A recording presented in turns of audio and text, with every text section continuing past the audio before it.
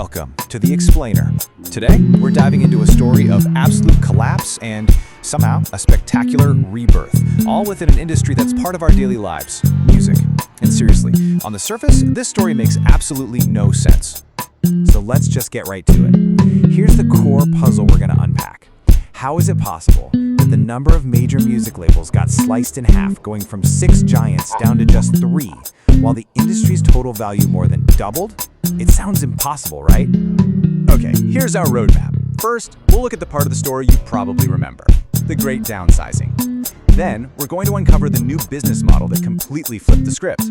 After that, we'll explore the huge choice artists have to make now, see how it all came together for a massive blockbuster with Barbie, and finally, we'll take a peek at where music is headed next. So, let's start with the narrative that totally dominated the headlines back in the early 2000s, the dramatic fall of the old guard. I mean, this was the era of Napster. CD sales were plummeting, and it really felt like the entire industry was just in a death spiral. And believe me, this was a brutal period. In just over a decade, what used to be 6 massive music conglomerates just collapsed into 3. Mergers and acquisitions weren't a strategy, they were the only way to survive. I mean, even legendary labels like EMI, the home of the Beatles, were just dismantled and sold off for parts. And, this wasn't just some corporate story you'd read in a business journal. For fans, it felt like a real loss. This comment from a music forum just captures that feeling perfectly. The fear was, with fewer companies calling the shots, you'd get fewer risks, less creativity, and just a more boring cookie-cutter pop landscape.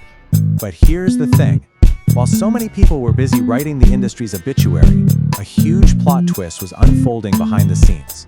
The giants that survived, well, they weren't dying, they were evolving. This is the reason for that plot twist, $46.66 billion. And get this, that's not the industry's total value. Nope, that's just the estimated size of the streaming market alone in 2024. The industry didn't just find a lifeboat, it stumbled upon a sunken treasure chest. And that's just where we are now. The projections are even crazier. The streaming market is expected to more than double to over $108 billion by 2030. This isn't just bouncing back from the Napster days. This is a boom like we've never seen before. So how in the world did they pull this off? Well, instead of fighting against that digital tide, they basically learned how to surf it. They took ownership stakes in Spotify, making sure they got a piece of the pie from the very platform that almost destroyed them. They launched their own super influential playlists, becoming the new kingmakers. They branched out into podcasts, audiobooks, all kinds of audio, and used AI to make your listening experience incredibly personal. They didn't just survive, they totally reinvented their business from the inside out. Now, all of this chaos created something really interesting for artists. Because with the old system totally shattered, 2 very real, very viable paths opened up. You could either sign with one of the new, super powerful major labels, or you could go it alone as an independent artist. And the really crucial thing to understand here is that there's no single right answer anymore. A major label? Yeah, they can offer you a huge check up front, a global marketing machine, and whole teams of people trying to get your songs in movies. But going indie? That means you have total creative control, you keep a way bigger slice of the profits, and, this is the big one, you own your master recordings. That old monopoly is gone, and it's given artists a level of freedom and choice they have literally never had before. So how does all of this come together to make a global hit today? Well, if you want a masterclass in this new hybrid world, you don't have to look any further than one of the biggest pop culture moments of the last few years, Barbie the album. Making this soundtrack was way more than just picking a few songs. It was like building a universe.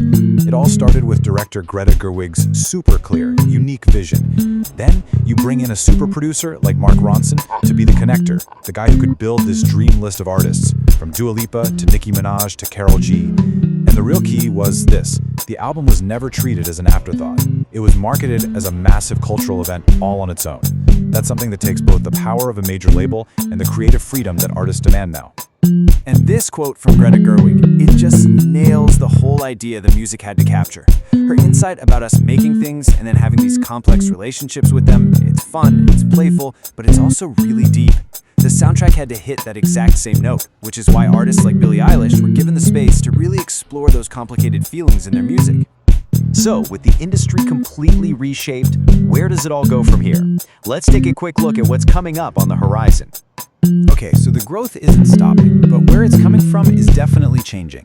The next big frontiers are all about new experiences and new audiences. We're talking about live stream concerts becoming a huge source of revenue, AI personalizing what we listen to in ways we probably can't even imagine yet, and massive growth in emerging markets, especially in the Asia-Pacific region. The future isn't just more songs, it's about totally new ways to engage with music. Which brings us to our final big question. We started this journey with an industry that was shrinking and terrified, and we've ended up in a global boom that gives artists more power than they've ever had. But in a world where you can listen to literally any song, anytime, as we saw with Barbie, maybe the power of a single, perfectly crafted musical event, that blockbuster album that brings us all together, is more important and more valuable than it has ever been before.